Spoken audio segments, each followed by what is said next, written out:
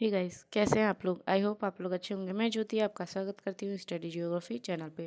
Friends, हम लोग previous year question paper solve कर रहे हैं। ये फर्स्ट पेपर है।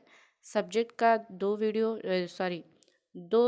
ईयर का क्वेश्चन पेपर जो है वो अपलोड हो चुका है। आप प्लेलिस्ट में जाके देख सकते हैं, ठीक है।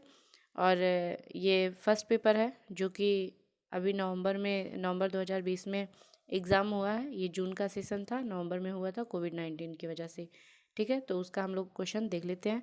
फ्रेंड्स, एक वीडियो में मैं सारे क्वेश्चंस को जो है ले आऊँगी इसमें, और इसको मैं 2 पार्ट में बनाऊँ 25 क्वेश्चन का, तो ये होता है कि अलग से जाके वीडियो देखना पड़ता है। तो इसलिए मैं सोची कि सारे को एक में ही कर देती हूँ। वीडियो थोड़ा लंबा हो जाएगा लेकिन सारे क्वेश्चन एक साथ आपको मिल जाएंगे, ठीक है। तो वीडियो को थोड़ा लंबा हो जाने पर भी आप इत्मीनान से देखिएगा।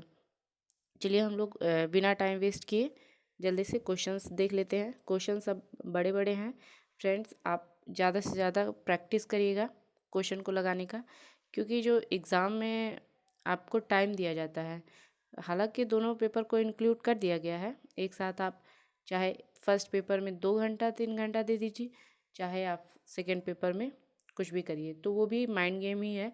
क्योंकि आपके पास 3 ही घंटा है, जिसमें से आपको फर्स्ट पेपर में 2 घंटा 1 घंटा देना है, 2 घंटा सेकेंड पेपर में। लेकिन अगर आप प्रैक्टिस नहीं करके जाएंगे फर्स्ट पेपर का, तो आपका संभवतः 2 से ढाई घंटा फर्स्ट पेपर में लग जाएगा, जो कि सेकेंड पेपर में आप अच्छा कर सकते हैं अपने सब्जेक्ट में, लेकिन उसके लिए आपके पास समय नहीं होगा, ठीक है। तो आप टाइमर लगा के फर्स्ट पेपर का क्वेश्चन सॉल्व करिए। आप इतना सोच के चलिए कि आपको 1 घंटे में 50 क्वेश्चन करके जाना है, ठीक है। क्वेश्चन लंबा रहता है, तो आप जितने ज़्यादा प्रैक्टिस करेंगे उतने ही ज़्यादा आपके लिए बेनिफिशियल रहेगा, और कम समय में आप ज़्यादा क्वेश्चन को अटैम्प्ट कर पाएंगे, ठीक है। मैं बहुत सारे लोगों से मिली, उनसे पूछी, तो मुझे यही रिज़ल्ट समझ में आया कि जो है इंक्लूड करने के बाद लोगों को ये लगा कि फ़र्स्ट पेपर में हम ज़्यादा समय दे पाएंगे, लेकिन वो इतना ज़्यादा समय मतलब लग जाता है फर्स्ट पेपर में कि सेकेंड पेपर के लिए समय नहीं बचता है। तो फ्रेंड्स, आप ये सारी चीज़ें फेस ना करें एग्ज़ाम टाइम में, तो इसलिए मैं पहले ही बता रही हूँ, आप पहले से ही प्रैक्टिस करके जाइएगा, ठीक है। चलिए क्वेश्चन देख लेते हैं हम लोग। क्वेश्चन है, शिक्षण की प्रभाविता का निर्धारण करने के लिए निम्नलिखित में से अधिगमकर्ता संबंधित तथ्य कौन से हैं। देखिए, इसमें भी 5 पॉइंट दिया गया है, फिर उसके बाद में ऑप्शन दिया गया है। पॉइंट जो है वो दिया गया अधिगमकर्ताओं की कार्य संगत जो क्षमताएं हैं, वो मतलब अधिगमकर्ता की जो है ये क्या कहते हैं, गुण हो सकते हैं, ठीक है। दूसरा दिया गया है, शिक्षण की विषय वस्तु पारंगत शिक्षण पद्धतियों का विकल्प, कक्षा की संरचना और विद्यार्थियों की तत्परता, ठीक है। तो इसका जो राइट आंसर होगा वो होगा ऑप्शन ए, अधिगमकर्ता की कार्य संगत क्षमताएं और विद्यार्थियों की तत्परता, ठीक है। अधिगमकर्ता कौन होता है? जो सीखता है, यानी कि विद्यार्थी ही सीखता है, तो उसमें ये दोनों गुण जो है होने चाहिए। तो इसका जो राइट आंसर है ऑप्शन 2 हो जाएगा। चलिए नेक्स्ट क्वेश्चन देख लेते हैं। नेक्स्ट क्वेश्चन दिया गया है, मिलान है ये, ठीक है। मैं थोड़ा सा छोटा कर देती हूँ ताकि ऑप्शन भी आपको दिखे। मिलान दिया गया है, इसमें एक तरफ दिया गया है अधिगमकर्ता की विशेषता का प्रकार, और दूसरी तरफ व्याख्या कि कौन सी विशेषता किसकी व्याख्या करता है। तो इसका मैं राइट आंसर ही आपको बता दे रही हूँ ताकि समय कम लगे। आप वीडियो को पॉज करके अच्छे से पढ़ लीजिएगा, ठीक है। इसका जो राइट आंसर है वो है ऑप्शन 3, यानी कि अकादमिक विशेषता जो है वो ऑप्शन 2 पे है। अधिगमकर्ता आवश्यकता पड़ने पर अपने पाठ्यक्रम में विभिन्न तथ्यों का चयन करता है, ठीक है। और फिर जो है बी का 3 है, सामाजिक विशेषता, अधिगमकर्ता समकक्षियों के टीम मेंबर के रूप में कार्य करता है। भावनात्मक विशेषता 3 जो दिया गया है उसका 4 होगा, अधिगमकर्ता अपनी कक्षा के सदस्यों की पसंद और नापसंद की दृष्टि से व्यक्तिगत मतभेदों की सम्मान देना शुरू कर देता है। और संज्ञानात्मक विशेषता जो है वो है ऑप्शन ए का मिलान, अधिगमकर्ता संबंधी संदेशों का सही रूप में संकेतन और विसंकेतन करता है, ठीक है। चलिए नेक्स्ट क्वेश्चन देख लेते हैं हम लोग। नेक्स्ट क्वेश्चन है, एक बात और फ्रेंड्स, ये जो मैं प्रीवियस ईयर का क्वेश्चन सॉल्व करवा रही हूँ वीडियो में, मैं ऑप्शन यहाँ आंसर यहाँ बता दे रही हूँ। किसी ने मुझसे पीडीएफ भी मांगा था, तो जो ये फर्स्ट पेपर और सेकंड पेपर नवंबर 2020 का जो है जो प्रीवियस ईयर क्वेश्चन पेपर है, वो उसका पीडीएफ मैं अपने टेलीग्राम चैनल पे इस वीडियो के एक दिन के बाद मैं डाल दूँगी। ठीक है फ्रेंड्स, आप वहाँ से जाके भी देख सकते हैं। और फ्रेंड्स जो है इसमें ये आप देख सकते हैं, मैं आपको दिखा दूँ, ये जो है जो फ्रेंड्स ये जो एनटीए नेट का क्वेश्चन पेपर है उसी से डायरेक्ट सॉल्व करवा रही हूँ। तो ये किसी और का क्वेश्चन पेपर है, आप यहाँ पे देख सकते हैं, क्वेश्चन आईडी दिया गया है, ऑप्शन दिया गया है, आंसर भी ये चूजन ऑप्शन है ठीक है। वो जिनका ये क्वेश्चन है पेपर है और वो उन्होंने ये ऑप्शन चूज किया है, जो कि ये राइट आंसर नहीं होगा। राइट आंसर आप वीडियो को देख के वहाँ से मतलब अपने ऑप्शन पे टिक कर लीजिएगा, उसके बाद में आप पढ़िएगा। ठीक है फ्रेंड्स, चलिए मैं आपको ये इन्फॉर्मेशन दे रही थी ताकि आप ऐसा ना हो कि पीडीएफ अपलोड करने के बाद आप जो चूजन ऑप्शन है उसे ही आप राइट आंसर मान लें। ठीक है फ्रेंड्स, चलिए अगला क्वेश्चन अगेन वही है, मिलान दिया गया है, शोध में प्रयुक्त शब्द और उसकी व्याख्या। ठीक है, अभिधारणा, निर्मिति, चर, व्यवस्थित, त्रुटि। ठीक है, तो इसका जो राइट आंसर देख लेते हैं हम लोग। जो अभिधारणा है वो क्या होता है फ्रेंड्स, ये होता है कि यह प्रत्यक्ष साक्ष्य की कमी के कारण माने गए सिद्धांत का विवरण होता है। ठीक, निर्मिति क्या होता है फ्रेंड्स, यद्यपि यह प्रत्यक्ष रूप से अवलोकनीय है नहीं है, तथापि यह अस्तित्व में है। चर क्या होता है, चर जो होता है फ्रेंड्स वो इससे संख्यात्मक और गुणात्मक परिवर्तन हो सकता है। अव्यवस्थित त्रुटि है, इससे प्राप्त परिणाम किसी विशिष्ट दिशा में परिवर्तित होते हैं। इसका जो राइट आंसर है वो है ऑप्शन 2। चलिए नेक्स्ट क्वेश्चन देख लेते हैं। थोड़ा हम लोग जल्दी ही क्वेश्चन देखेंगे क्योंकि क्वेश्चन बहुत ज़्यादा हैं। क्या आपने झूठ बोलना छोड़ दिया है? इस प्रश्न में किस प्रकार का दोष है? ठीक है, तो ऑप्शन दिया गया है छल प्रश्न दोष, द्व्यर्थक दोष, अनेकार्थक दोष और या उपलक्षण दोष या उपाधि दोष। तो इसका जो राइट आंसर है फ्रेंड्स वो है ऑप्शन 1, छल प्रश्न दोष। ठीक है, क्या आपने झूठ बोलना छोड़ दिया है? चलिए नेक्स्ट क्वेश्चन देख लेते हैं। नेक्स्ट क्वेश्चन ही इतना बड़ा है, एक बार रीड आउट कर देती हूँ। विश्वविद्यालय के एक शिक्षक ने शोध अध्ययन किया जिसमें विद्यार्थियों के परिवार और उनके आवास के सामाजिक आर्थिक स्तर के अनुसार उनकी सहभागिता के स्तर पर प्रभाव का मूल्यांकन करने के लिए व्याख्यान सह निर्देशन पद्धति का प्रयोग किया गया। इस अध्ययन में किस चर को स्वतंत्र चर कहा जाएगा? ठीक है, तो यहाँ पे देखिए दिया गया है व्याख्यान सह प्रदर्शन पद्धति, विद्यार्थियों की सहभागिता स्तर, उनके परिवार का सामाजिक आर्थिक स्तर या फिर परिवार का आवास। तो इसका जो है राइट आंसर जो है फ्रेंड्स वो व्याख्यान सह प्रदर्शन पद्धति होगा। चलिए नेक्स्ट क्वेश्चन देख लेते हैं। नेक्स्ट क्वेश्चन है शोध में आईसीटी के गलत प्रयोग का उदाहरण है। ठीक है,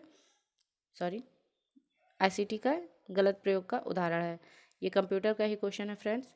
तो इसका जो राइट आंसर होगा वो है आईसीटी संसाधनों की तकनीकी विशेषज्ञता का अभाव। ठीक है, चलिए नेक्स्ट क्वेश्चन देख लेते हैं। नेक्स्ट क्वेश्चन है कुछ पुरुष विवाहित नहीं होते हैं, इस वाक्य में निम्नलिखित में से क्या सही है? ठीक है, तो दिया है उद्देश्य वितरित होते हैं, विधेय वितरित है, या फिर उद्देश्य और विधेय दोनों वितरित है, या फिर उद्देश्य और विधेय दोनों वितरित नहीं है। तो इसका जो राइट आंसर है विधेय वितरित है, ऑप्शन 2। ठीक है, चलिए नेक्स्ट क्वेश्चन देख लेते हैं। नेक्स्ट क्वेश्चन है कि कक्षा के अंदर सफल संप्रेषण किस पर निर्भर करती है? इसमें देखिए 6 पॉइंट दिया गया है, फिर उसके बाद में आपको ऑप्शन दिया गया है जिसमें तीन ऑप्शन है, तो यानी कि इसमें से 3 ही सही हैं जो कि सफल संप्रेषण का गुण है। तो देख लेते हैं। ऑप्शन ए दिया गया है, सॉरी पॉइंट ए दिया गया है जो कि विषय का विस्तृत और लंबा वर्णन, बिल्कुल नहीं। थीम का वर्णन, सही बात है, राइट ऑप्शन राइट है। फिर उसके बाद में प्रभावी शब्दों और वाक्यांशों का उपयोग, ठीक है। और उसके बाद में दिया गया है, ये भी राइट है। फिर दिया गया है प्रस्तुत की गई व्याख्या में स्पष्टता, ये भी सही है। पुनरावृत्ति आख्यान, एनकोड्स नहीं, संदेश की असंरचित प्रदायगी, ठीक है। तो हमारा बी, सी और डी तीन सही हैं, तो ऑप्शन 2 सही हो जाएगा। चलिए नेक्स्ट क्वेश्चन देख लेते हैं।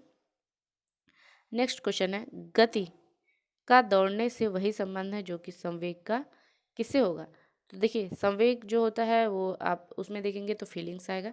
फीलिंग्स आप किसे मतलब जो है जो संवेग होता है वो आप फीलिंग्स को महसूस करते हैं या दिल से फीलिंग लेते हैं, इसी दो में आप जो है कंफ्यूज होंगे। बाकी उग्र होना, आनंद लेना, इससे इतना कंफ्यूज आप नहीं होंगे। दो में से एक का ऑप्शन मतलब है कि आप महसूस होने से भी फीलिंग्स को जोड़ सकते हैं और दिल से भी जोड़ सकते हैं, लेकिन इसका जो राइट आंसर है फ्रेंड्स वो है महसूस होने से, ठीक है, फीलिंग से। चलिए नेक्स्ट क्वेश्चन देख लेते हैं। नेक्स्ट क्वेश्चन है, किस शोध अभिकल्प यानी डिजाइन में चर की नियंत्रण करने की अपेक्षा चयनित किया जाता है। तो इसका जो है देखिए प्रायोगिक शोध, देखिए ऑप्शन दिया गया है प्रायोगिक शोध अभिकल्प, ऐतिहासिक शोध अभिकल्प, कार्योत्तर शोध अभिकल्प और वर्णनात्मक सर्वेक्षण शोध अभिकल्प, ठीक है। तो आप थोड़ा सा ध्यान दीजिएगा। तो इसमें दिया गया है चरों को नियंत्रण करने की अपेक्षा चयनित किया जाता है। तो आप नियंत्रण कहाँ करेंगे, जहाँ पे अभी काम बाकी हो, लेकिन जहाँ पे हो चुका है वहाँ पे तो नियंत्रण नहीं होगा। तो नियंत्रण करने की अपेक्षा चयनित किया जाता है, यानी कि काम हो चुका है। तो इसका जो राइट आंसर होगा कार्योत्तर शोध अभिकल्प, ठीक है। चलिए नेक्स्ट क्वेश्चन देख लेते हैं। नेक्स्ट क्वेश्चन दिया गया है, यदि शिक्षक अपने छात्रों को गलत रूप से संसूचित मानता है तो उस शिक्षक व्यवहार को किस रूप में वर्णित किया जाएगा, ठीक है। तो इसका जो राइट आंसर है वो है बहुल अज्ञानता, ऑप्शन थर्ड, ठीक है। नेक्स्ट क्वेश्चन देख लेते हैं। नेक्स्ट क्वेश्चन जो है दिया गया है कि यूजीसी नेट, यदि यूजीसी नेट को 35 और सीएसआईआर नेट को क्या कहेंगे, ठीक है। यूजीसी नेट है तो 35 है, आप इसको अल्फ़ाबेट से सॉल्व करेंगे फ्रेंड्स, आप लोग को आता भी होगा आई होप। तो आप देखिए जैसे ए है, बी है, सी है, डी है, तो इसी तरह से आप जेड तक करेंगे। तो यहाँ पे आप पॉइंट दीजिएगा 1 2 3 4, यहाँ पे 26, ठीक है। तो जैसे यूजीसी नेट, तो यू को आप ले लीजिएगा, जैसे यहाँ पे यू हो, फिर जी हो, आई हो, फिर इन तीनों को इंक्लूड करिएगा तो आपका 35 आ जाएगा 2 से इंटू करने के बाद। उसी तरह से CSIR नेट का भी है, ठीक है, आप डिवाइड करिएगा तो आ जाएगा। तो इसका जो है मैं डायरेक्ट राइट आंसर ही बता दे रही हूँ फ्रेंड्स। इसका जो राइट आंसर होगा वो है ऑप्शन, एक सेकेंड फ्रेंड्स, इसका जो राइट आंसर है वो है ऑप्शन थर्ड 44, ठीक है। नेक्स्ट क्वेश्चन देख लेते हैं। नेक्स्ट क्वेश्चन फ्रेंड्स देखिए जो है पॉइंट दिया गया है, पॉइंट के बाद में ऑप्शन दिया गया है जिसमें से आपको 5 पॉइंट दिया गया है, 3 ऑप्शन सही है। फ्रेंड्स मैं फिर से यही कह रही हूँ कि क्वेश्चंस को बहुत लेंदी कर दिया जाता है जिसमें आपका बहुत समय लग जाता है, ठीक है। तो आप प्रैक्टिस ज़रूर से लगाइएगा। अभी आपके पास 1 महीने का समय है, तो इसमें 1 महीने में आप रोज़ अगर 2 प्रैक्टिस सेट भी लगा रहे हैं फर्स्ट पेपर का टाइमर के साथ, तो फिर आपका जो है अच्छे से एग्ज़ाम हो जाएगा। फर्स्ट पेपर और सेकंड पेपर दोनों के टाइम को आप अच्छे से मैनेज कर लेंगे, ठीक है। वहाँ पे कोई प्रॉब्लम आपको फेस नहीं करना होगा, लेकिन आप प्रैक्टिस सेट जरूर लगाइएगा, ठीक है। तो चलिए नेक्स्ट क्वेश्चन देख लेते हैं। नेक्स्ट क्वेश्चन देखिए, दिया गया है कॉलेजों में शिक्षण अधिगम प्रणाली को प्रभावी बनाने के लिए निम्नलिखित में से कौन सी अनुदेशात्मक रणनीति यथोचित होगी, ठीक है। चलिए ऑप्शन देख लेते हैं। ऑप्शन है व्याख्या कार्य को कंप्यूटर के माध्यम से पुनर्स्थापित करना, बी है विद्यार्थियों के तत्पर स्तर के संदर्भ में कर सकता है या कैन डू, कर लेगा, विल डू के अनुसार शिक्षण को अनुकूल बनाना। तो और सारे ऑप्शन को आप वीडियो को पॉज करके फ्रेंड्स रीड आउट कर लीजिएगा। मैं डायरेक्ट आंसर बता दे रही हूँ। इसका जो राइट आंसर है वह ऑप्शन फर्स्ट यानी कि बी, विद्यार्थियों के तत्पर स्तर के संदर्भ में कार्य कर सकता है या कर लेगा अनुसार शिक्षण को अनुकूल बनाना। डी, अधिगमकर्ताओं की आवश्यकता के अनुसार शिक्षण पद्धतियों की बहुविध बनाना। ऑप्शन ई, उपलब्धियों का उत्तरदायित्व देकर तथा अभिज्ञान देकर विद्यार्थियों को संलिप्त करना। ठीक है, तो बी, डी और ई राइट आंसर है। चलिए नेक्स्ट क्वेश्चन देख लेते हैं। कुछ शिक्षक कर्तव्यनिष्ठ नहीं होते हैं। इस श्रेणी के तर्क वाक्य उदाहरण है। सार्वभौमिक निषेध है, या फिर सार्वभौम विधेय है, विशेष विधेय है, या विशेष निषेध है। ठीक है, तो देखिए इसका आप अगर वैलिड चार्ट जानते होंगे बनाना, थोड़ा सा मैं आपको बता दे रही हूँ। ठीक है, वैलिड चार्ट बनता है यहाँ पे ट्रू फॉल्स करके। ठीक है, 4 कॉलम रहता है। तो एक होता है ए, ई, आई, ओ। ठीक है, तो ए जो होता है वो सार्वभौमिक सत्य होता है, ई जो होता है वो सार्वभौमिक निषेध होता है। ठीक है, और जो आई होता है वो विशेष जो है सत्य होता है, और जो ओ होता है वो विशेष निषेध होता है या असत्य होता है। तो इसमें यही पूछा गया है कि कुछ व्यक्ति यानी कुछ मतलब विशेष, कुछ व्यक्ति जो है कर्तव्यनिष्ठ नहीं होते हैं, यानी कि ये विशेष हो गया। नहीं, नहीं का मतलब निगेटिव में आ रहा है, तो ये निषेध होगा, नकारात्मक होगा। तो इसका जो राइट आंसर होगा वो फ्रेंड्स आप लोगों को भी समझ में आ रहा होगा। इसका जो राइट आंसर है वो है ऑप्शन 4, विशेष निषेध, यानी नकारात्मक नहीं दिया गया है तो नकारात्मक में ये जाएगा। तो इसका जो राइट आंसर है वो है विशेष निषेध। चलिए नेक्स्ट क्वेश्चन देख लेते हैं। नेक्स्ट क्वेश्चन है कि भारतीय शास्त्रीय तर्कशास्त्र संप्रदाय के अनुसार निम्नलिखित में से कौन सा ज्ञानेंद्रिय नहीं है। ठीक है, तो इसका जो राइट आंसर है वो है ऑप्शन 2, सविकल्पिक। ठीक है, चलिए नेक्स्ट क्वेश्चन देख लेते हैं। नेक्स्ट क्वेश्चन है कई राशि चक्रवृद्धि ब्याज के साथ 2 वर्ष में 400 रुपये और 3 वर्षों में 500 रुपये हो जाती है तो वह राशि क्या होगी। ठीक है, यहाँ पे चक्रवृद्धि ब्याज है फ्रेंड्स। इसका जो राइट आंसर है वो मैं आपको डायरेक्ट बता दे रही हूँ। इसका जो राइट आंसर है वो है ऑप्शन 2, आप देख लीजिएगा। ठीक है, चलिए नेक्स्ट क्वेश्चन। दिए गए अक्षर क्रम में लुप्त अक्षर क्या है। बी, सी, ई, फिर उसके बाद में सी, डी, जी। आपको आई होप फ्रेंड्स आप यहाँ पे देख सकते हैं जो है कोडिंग डिकोडिंग दिया गया है। यहाँ पे जो है देखिए बी और सी दिया है। ठीक, यानी कि +1, फिर उसके बाद में सी के बाद डी गायब है, ई दिया गया यानी कि +2। ठीक है, फिर आप यहाँ देखिए नेक्स्ट यहाँ सी से लिया गया है, सी के बाद डी यानी कि +1, डी के बाद ई और एफ 2 गायब है यानी कि +3 हो गया। ठीक है, नेक्स्ट 3 बढ़ गया है, फिर इसी तरह से नेक्स्ट 4 बढ़ जाएगा यहाँ 20 से उठा के। ठीक है, इसके बाद नेक्स्ट अक्षर ही लेगा, उसके बाद में जो लास्ट का है उसी में 1+1+ करता जा रहा है अपने पीछे वाले से। तो इसी तरह से आप देख लीजिएगा। इसका जो है राइट आंसर मैं आपको डायरेक्ट बता दे रही हूँ। इसका जो राइट आंसर होगा वो है ऑप्शन फर्स्ट, ई, एफ, के। ठीक है, नेक्स्ट क्वेश्चन देख लेते हैं।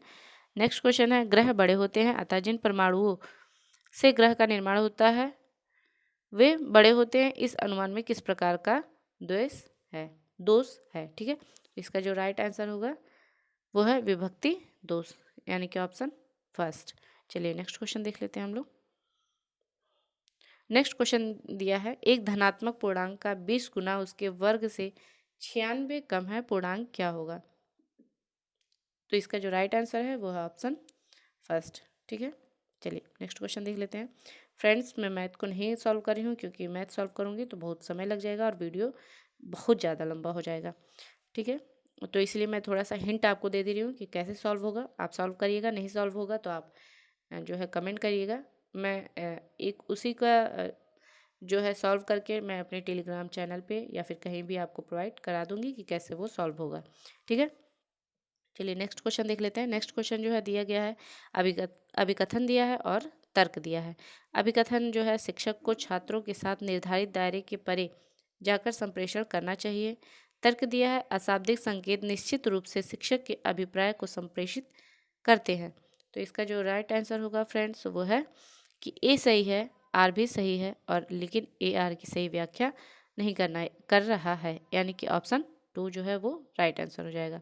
चलिए नेक्स्ट क्वेश्चन देख लेते हैं। नेक्स्ट क्वेश्चन जो है, जब कोई शोधकर्ता अपने अध्ययन में निराकरणीय परिकल्पना H0 निरस्त कर देता है और वैकल्पिक परिकल्पना H1 को स्वीकार करता है, तो इसमें किस प्रकार की त्रुटि की संभावना हो सकती है? टाइप फर्स्ट त्रुटि, टाइप सेकेंड त्रुटि, दोनों टाइप फर्स्ट और सेकेंड की त्रुटि, ना तो टाइप फर्स्ट और ना टाइप सेकेंड की त्रुटि।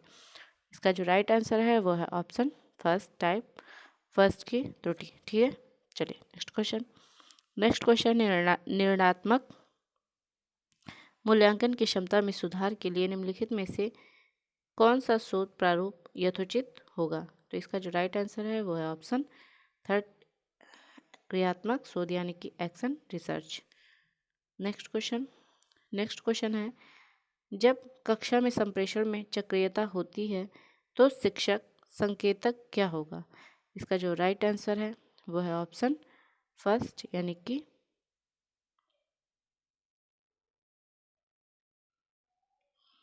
सक्रिय विसंकेतक यानी कि डिकोडर।